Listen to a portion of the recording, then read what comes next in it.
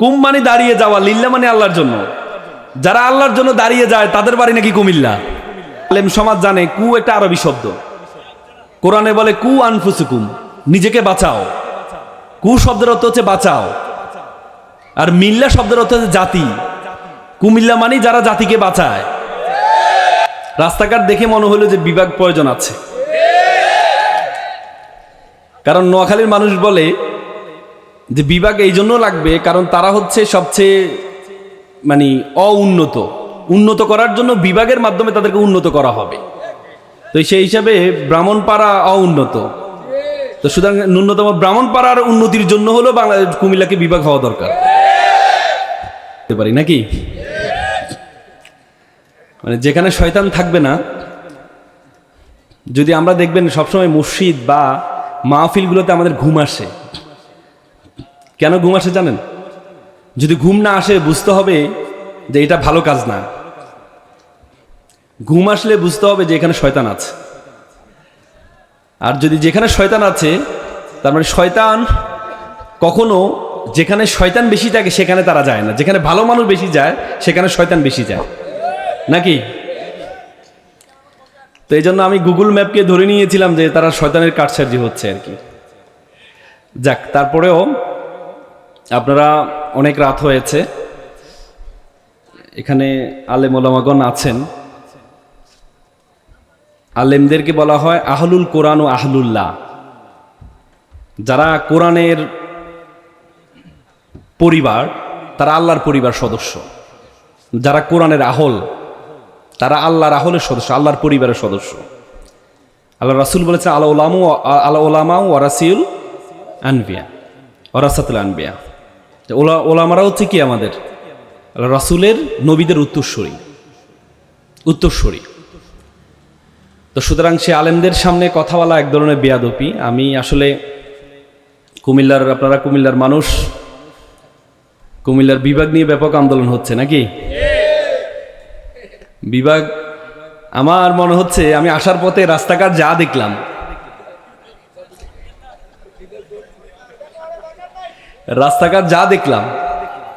রাস্তাঘাট দেখে মনে হলো যে বিভাগ প্রয়োজন আছে।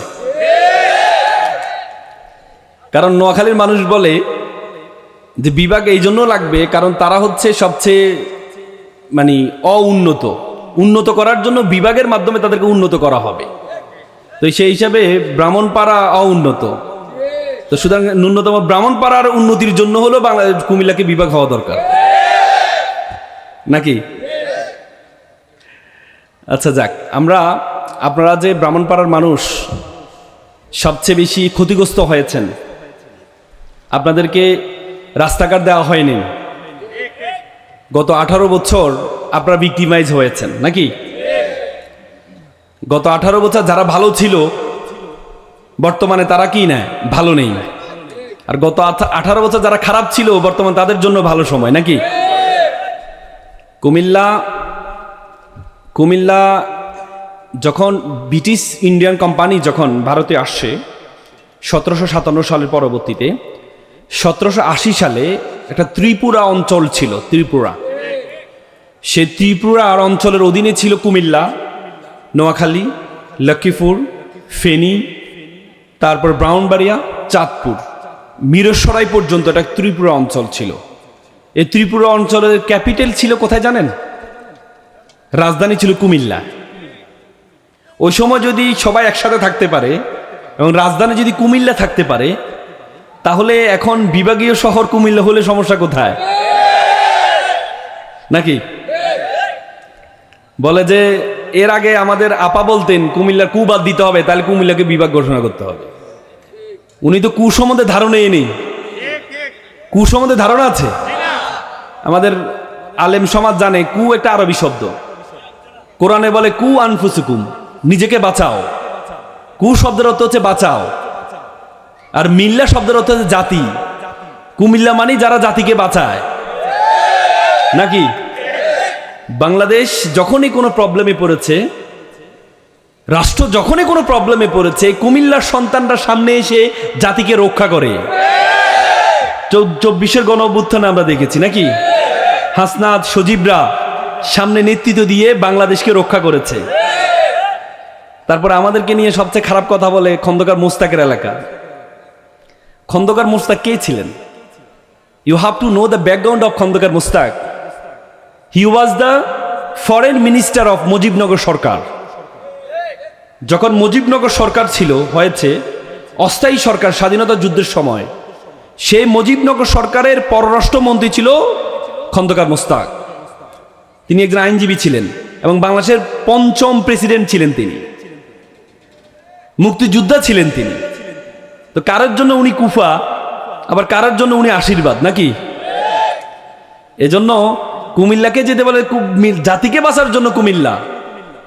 ভাষা আন্দোলনে আমরা দেখছি ধীরেন্দ্রনাথ দত্ত, তিনি গণপরিষদে প্রথম কুমিল্লাকে রাষ্ট্রভাষা করার জন্য উনি প্রস্তাব উত্থাপন করেন। এবং অনেকে বলে কুম লিল্লা, কুম মানে দাঁড়িয়ে যাওয়া, লিল্লা মানে আল্লাহর জন্য। যারা আল্লাহর জন্য দাঁড়িয়ে যায় তাদের বাড়ি নাকি কুমিল্লা নাকি? বাংলাদেশে প্রমিনেন্ট যে স্কলার আছে, ইসলামিক স্কলার আছে, মিজানুর রহমান আজহারি সাহেব, আপনাদের মোস্তাক সাহেব, ডাক্তার বাশার সাহেব, অনেক বড় বড় প্রমিনেন্ট স্কলার যারা, তাদের বাড়ি কুমিল্লা। তার মানে আল্লাহর জন্য দাঁড়িয়ে যাওয়া এটা তো অযথার্থ না, যথার্থ নাকি? আমাদেরকে বলে আপনারা তো ইতর নাকি? ইতরের এলিভেশন তো ওনারা জানে না। গ্রেটার কুমিল্লা ছিল, চাঁদপুর, ব্রাহ্মণবাড়ি এবং কুমিল্লা মিলে গ্রেটার কুমিল্লা ছিল। ই মানি হচ্ছে চাঁদপুরের ইলিশ, আর ত মানি হচ্ছে ব্রাহ্মণবাড়িয়ার তরকারি, আর র মানি হচ্ছে কুমিল্লার রসমালাই। এ তিন মিলে ইতর নাকি? আর যদি ধর্মীয় দিক থেকে তাকান, ইবাদত, তরিকত, রহমত সব কুমিল্লা পাওয়া যায়, এজন্য আমাদেরকে ইতর বলে নাকি?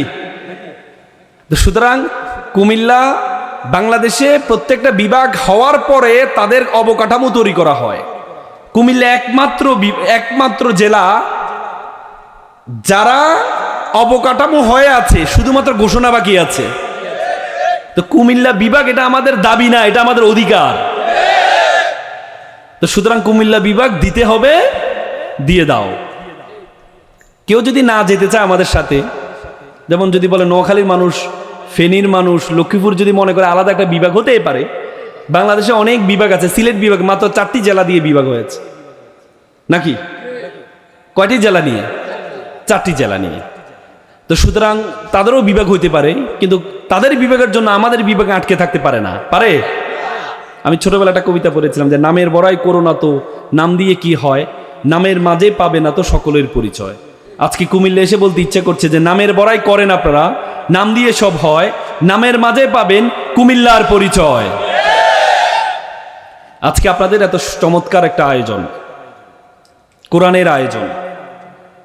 আল্লাহ রাসূল তার শেষ জীবনে সর্বশেষ যে বিজয় হজের ভাষণ, সে ভাষণে তিনি উম্মতে মুহাম্মদী আমরা যারা আছি আমাদেরকে একটা পরামর্শ দিয়েছেন।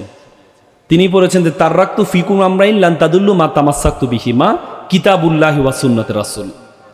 আল্লাহ রাসূল বলছে আই হ্যাভ গিভেন 2 থিংস, আমি তোমাদেরকে 2টি জিনিস দিয়ে যাচ্ছি। One is the Quran, another is the Sunnah. If you follow the both things you won't lose your way. তুমি যদি 2টি জিনিস অনুসরণ করো তাহলে তুমি কখনো তোমার পথ হারাবে না। কে বলেছেন? কে বলেছেন? রাসূল হযরত মুহাম্মদ মুস্তাফা সাল্লাল্লাহু আলাইহি সাল্লাম, লাস্ট এন্ড গ্রেটেস্ট প্রফেট। পৃথিবীর ইতিহাসে একমাত্র মানুষ যাকে নিয়ে বিখ্যাত কোনো মানুষ নেই, যাকে নিয়ে কথা বলেনি এমন কোনো বিখ্যাত মানুষ নেই। শুধু আমরা বলিনি, মুসলমানরা বলে নাই। মাইকেল এইচ হার্ট, তিনি একজন খ্রিস্টান লেখক। তিনি তার একটি বই লিখেছেন most 100 influential person history of the world. পৃথিবীর ইতিহাসে 100 জন মানুষ মানব সভ্যতার ইতিহাসে ইম্প্যাক্ট ফেলেছে সমাজে, সে 100 জন মানুষের তালিকা করেছেন। সে 100 জনের প্রথমে যাকে রেখেছেন তিনি হচ্ছে আমাদের প্রিয় নবী হযরত মুহাম্মদ মুস্তাফা সাল্লাল্লাহু আলাইহি সাল্লাম। কাকে রেখেছেন? তিনি তো মুসলমান না।